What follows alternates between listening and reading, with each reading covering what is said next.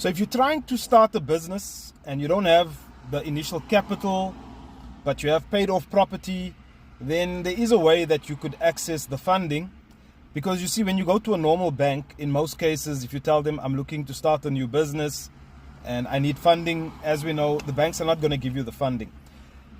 But then you could change that around, and instead of going to the bank and asking them to give you funding for the business, you take your property and you refinance it. Now, this obviously only makes sense if you have affordability.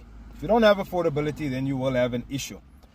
There are other companies, like there's a company that I've been helping raise finance, but this is a more commodities company, and they need to raise a certain amount of money, and they do have a paid off property. But even with some of the bridging companies, there were issues raising the money because there was absolutely zero trading record, so no history of trading, and they just saw it as being too risky. Because you see, if you deal with legitimate bridging finance companies, they are not loan sharks, so they will not just take your property for the sake of taking the property and then giving you the money and setting you up for failure. They also want to see that there's a good business case behind it, that you actually know what you're doing. So they might not ask you for 3 years of financials, but they might say, listen, show us maybe 6 months of financials, that you know what you're doing. But one of the solutions that one of these companies gave or offered, the client, was they said this. They said, because you've got a paid off property, we won't fund you directly on the business. What we'll do is we'll take the property, we'll buy it from you at a maximum of 50% of whatever the value of the property is.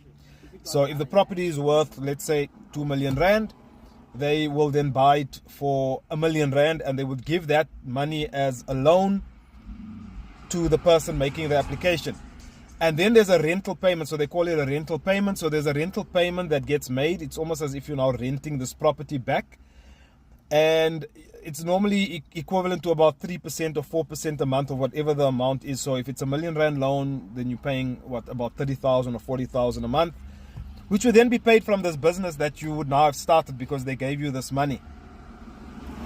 And at the end of the term, so after 6 months or 1 year, depending on the loan term that was given, or the agreement that you reach with them, there's a clause in the agreement that says you have the right to buy the property back at the same price that they sold it to you for. So if they sold it to you for, or if you sold it to them for 1 million, they buy it back from you for 1 million rand. Right? So basically you would be equal. The only profit that you would have, basically they make their profit on that monthly payment that you would have been paying them every single month. And that's another way that, some funding companies provide